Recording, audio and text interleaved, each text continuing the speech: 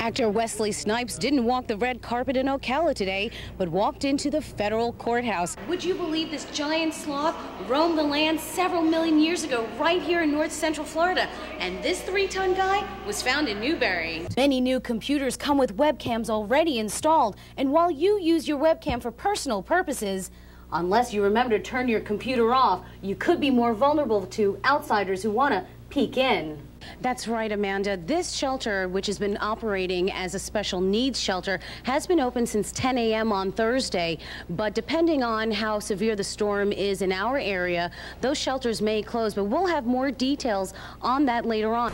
Just a short time ago, 11,000 people filled the streets leading up to the steps of the Hippodrome Theater.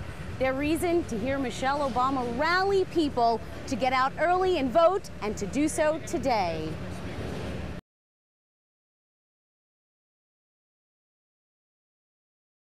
I'm the one out there in the trenches at the labor rallies and during the marches. You just saw that while a lot of people are sitting around inside their ivory towers talking. After more than 4 decades pushing the civil rights mission, Reverend Al Sharpton hasn't lost his fire, whether addressing the issues affecting the people on the streets or the White House. We got young black brothers in New York City. Over 72% of them been stopped and frisked by the police. And who fought that? We did. You fought it. But how come? Where were the academicians? Where were the congressional Obama? In a recent on-air debate, the Reverend, long known for his impassioned discourse, laid out the issue of the day with renowned Princeton professor Dr. Cornel West, a champion of racial justice in his own right, holding the first black president accountable, even when it means confronting divisive issues within the black community. Even if we're not all on the same page, we all ought to be in the same book and at least have dialogue. And behind his words, action. It'll take more than one bullet to stop a movement. A pioneer in fashioning a new model for civil rights and social movement, he began his National Action Network 20 years ago. He's used his megaphone to champion the causes of blacks, particularly in the inner city, even when controversial and politically toxic. But the means to the end, he holds as bearing the torch of those who first laid the groundwork. We perfect what we learned from the tradition of King, and that is how to dramatize an issue, keep it public until somebody has to deal with it. And dealing with difficult issues head-on, when many won't, is what sets him apart from his peers in the civil rights movement. A lot of blacks in the intellectual circles had a problem with me because of class issues. I was a college dropout wearing James Brown hairdo. He can't talk for us. I mean, all of the arrogance that they want to speak about the proletariat, but they don't want a proletariat leader. You'd be surprised some of the phone calls that Reverend Sharpton and Nan get from people that are in ivory towers or are CEOs of corporations. They get profiled too.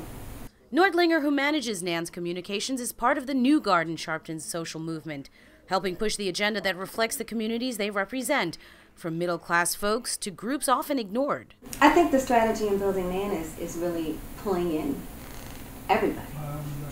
Pulling in gays and lesbians, pulling in women, pulling in rich, pulling in poor. When we think about who and what are driving social movements into the future, it is more women who are at the helm.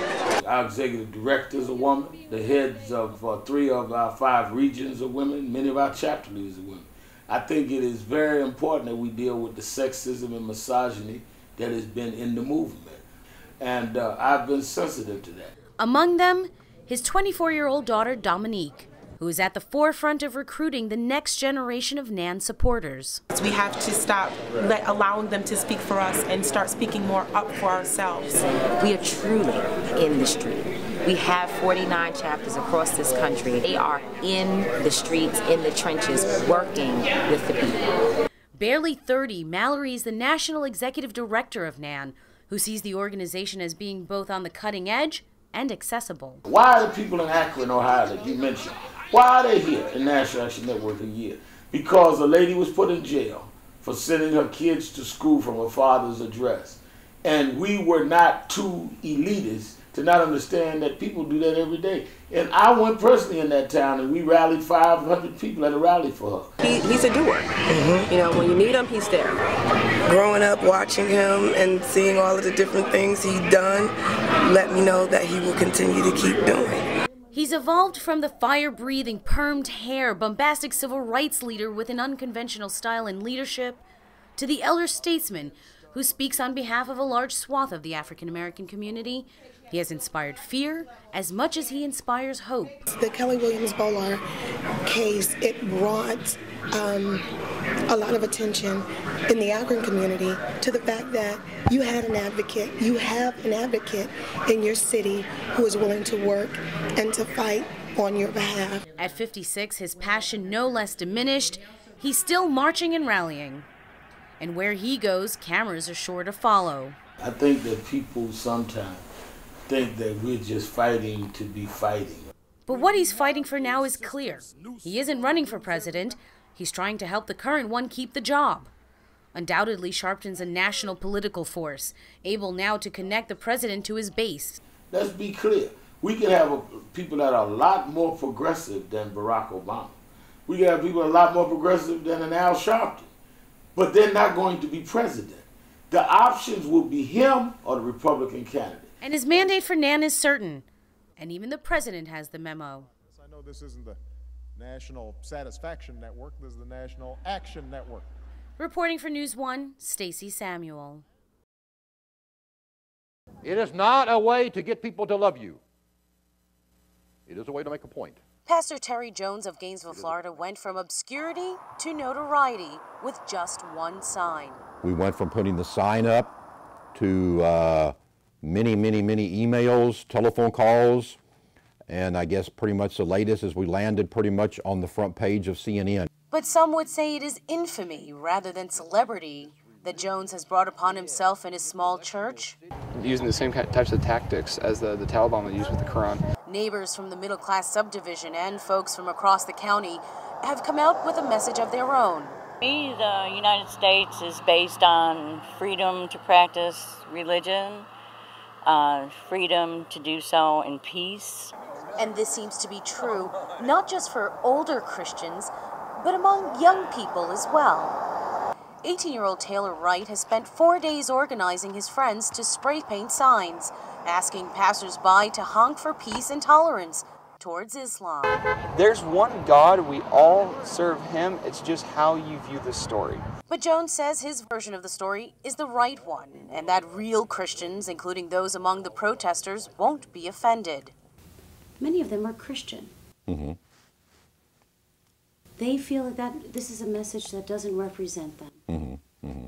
So what do you say to them? Are they not Christians in your estimation? They are definitely not Christians.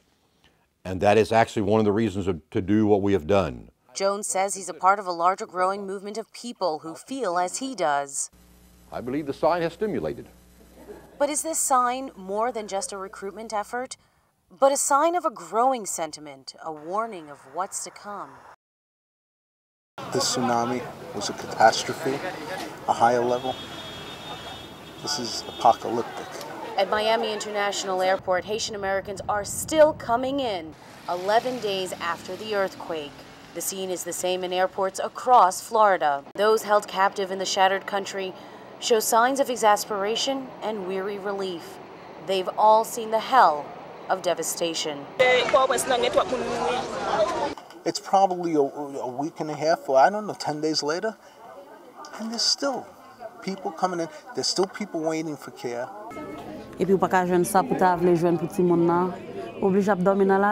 This makeshift repatriation center is a purgatory of sorts, their first point of entry before they can return to their lives in America.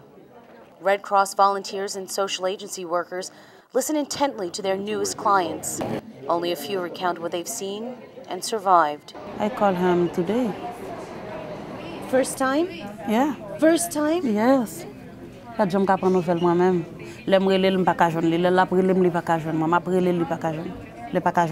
kept calling each other. They couldn't find each other. Today was the first time she's spoken to her Yeah, husband. She's just been sleeping in the street. The DCF workers, military liaisons, and volunteers all wait on around-the-clock standby. Word of a plane's arrival often comes at a moment's notice. Well, it's different. I mean, we've never done anything like this. Many of these charter flights out of Port-au-Prince get diverted from Miami, as air traffic can only accommodate so many unscheduled flights. Just more disorder and a disaster plagued by poor communication and assistance slow to come. By now, most survivors have shed dust-laden clothes, explains a DCF manager. But clean clothes don't mask the horror of loss and trauma of what they've seen and lived through. Perdi famille moi, perdi yon sem. Maman l'hôpital, papa l'hôpital. Reporting from Miami, Florida, Stacey Samuel.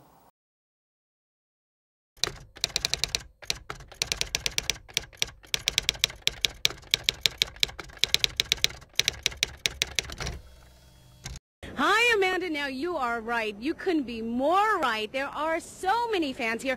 In fact, would you believe that this entire thing was put together in 24 hours? It only took moments for the oak tree to come down. Now it will take crews hours to clean up all the limbs. Reporting in Northwest Gainesville, Stacey Samuel, WCJB, TV 20 News. Cooking is the best hard work you'd love to taste. Many of these Eastside students will go on to the Culinary Institute and become artists in their own right. So this is it, the epicenter of the fashion world. The tents at Bryant Park.